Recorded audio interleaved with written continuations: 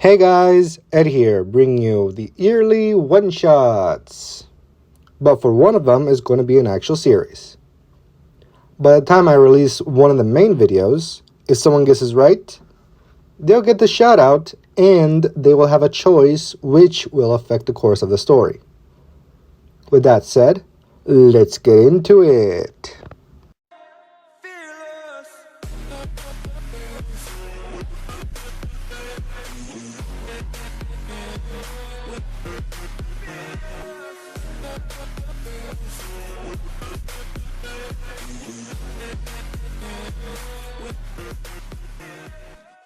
We start this story with a 14-year-old Izuku Midoriya in class as the teacher gives out the aptitude test.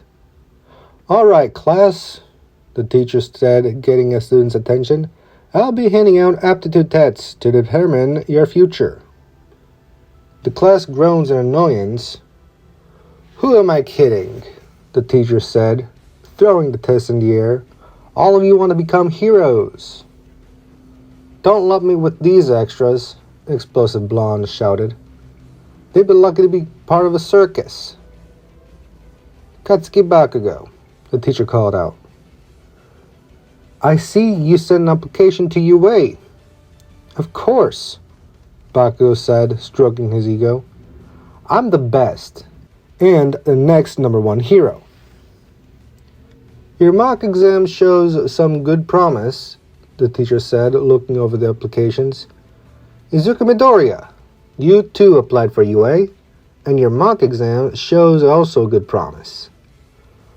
Bakugo turned his head towards Izuku, filled with anger, as his hands showcased some sparks, while the rest of the class started to laugh. "Settle down, students," the teacher reprimanded. "Before you start sprinting out of here, I want to remind you that tomorrow's science field trip is going to be at the museum. A rare exhibition will be shown, and afterwards I would like a report on the subject." The students groaned once again. As school ended, Bakugo continued to bully Izuku, causing him to take the long way home. As he went through the underpass, a villain made out of sludge attacked Izuku, trying to steal his body, but it was stopped by the current #1 hero, All Might. "Sorry about this guy," All Might said, managing to fit the villain inside 2 bottles. "He was quite slippery. You didn't get hurt, did you?" "All Might," Izuku managed to say as he started to mutter. "Thank you for saving me. Can I have your autograph?" "Sure thing," All Might said, taking Izuku's notebook and signing it. "I'm always happy to meet a fan. And now I must go." "Well, wait," Izuku called out. Can I ask you a question?" "Sure," All Might said curiously. "What's the question?" "Can I be a hero?" Izuku started as he lowers his head. "Even without a quirk?"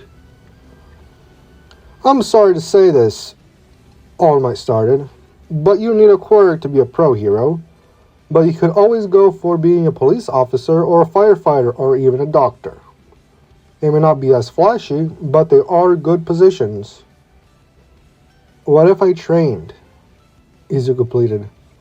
"Kid, it's never easy," All Might said, sighing. "It's okay to dream big, but chase after something realistic. With that said, I must go." All Might left Izuku, leaving him devastated. Everything until the next day was just a blur, having the events play on repeat, as everything else didn't just register in Izuku's mind, until he was called out from the teacher. "Midoriya," the teacher called out. "Pay attention." Yes, sensei," Izuku said, realizing he was on the field trip. "Sorry, I wasn't paying attention." "Clearly," the teacher snorted. "As I was saying, time is in a loop. Everything must come full circle. And once they do, it starts anew, as it is depicted in this painting." "Sensei," a female student called out. "How do people know they are in a time loop?"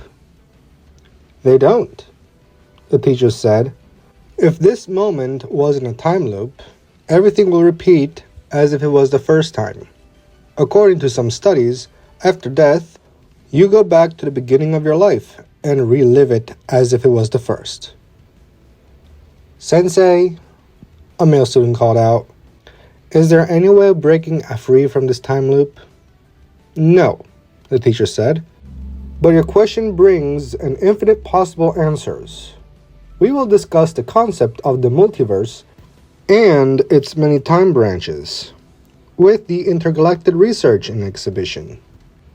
While the teacher taught the class, getting lost in the infinite possibilities, the teacher and the rest of the class left Bakugo and Izuku behind. That is when Bakugo started to torment Izuku. Drop out, Deku, Bakugo sneered. Why would a quirkless loser like you even try? Everyone knows that to be a hero, you need a quirk. It's not mandatory, Izuku stuttered. It doesn't hurt to try. Maybe it's like the teacher said, Bakugo trailed off. Somewhere in the vast multiverse, you probably have a quirk and possibly have a slight chance of being a good sidekick too. Really? Izuku said, surprised. Does that mean we're actually friends? Yes. But there's only one problem, Bakugo said with a smirk, causing Izuku to be confused. The multiverse does not exist, which means that it's not going to happen. Bakugo pushed Izuku to the ground, causing Izuku's stuff to fall out of his backpack. And Bakugo recognized a certain notebook. It seems that yesterday wasn't enough, Bakugo said, having an evil grin. Maybe I should just burn it completely. That's enough, Bakugo, a voice from behind said as a person grabbed his wrist. If they allow bullies like you to become heroes, it means that even the worst criminals have a chance to become saint. Who the fuck are you? Bakugo scowled, trying to free himself. I'm nobody important. As you can see, I'm an old man, the mysterious old man said. So why don't you run along before someone gets punished by their teacher? Bakugo clicked his tongue and left, while Izuku saw everything happen in shock. Need a hand? The old man said. Thank you, sir, Izuku said as the words spoke by Bakugo started to affect him. I should go too. Wait. Why don't you come with me? There is an exotic exhibition over there, the old man offered. Izuku was skeptical, but he didn't feel malcontent from the elderly man. If anything, he felt at ease, as if he knew him, so Izuku decided to follow him. But each step they took, the louder the awkward silence, until the old man spoke up. Would you like to talk about it?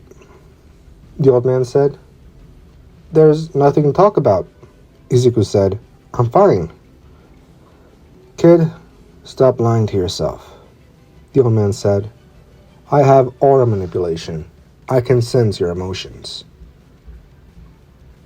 If you can sense my emotions, I don't think there's anything else to say, Izuku said on the verge of tears. You know, sometimes talking to a complete stranger can help immensely, the old man said. So how about it?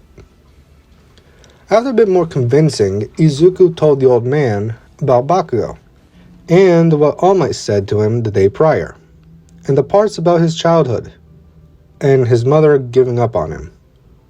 It sounds to me that you, of all people, should have given up, the old man said. But you didn't. In my eyes, that makes you more than worthy of the title of hero. Really? Izuku questioned.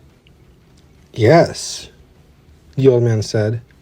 Your empathy is your strength. You shine brightest while helping others. That is what makes a hero.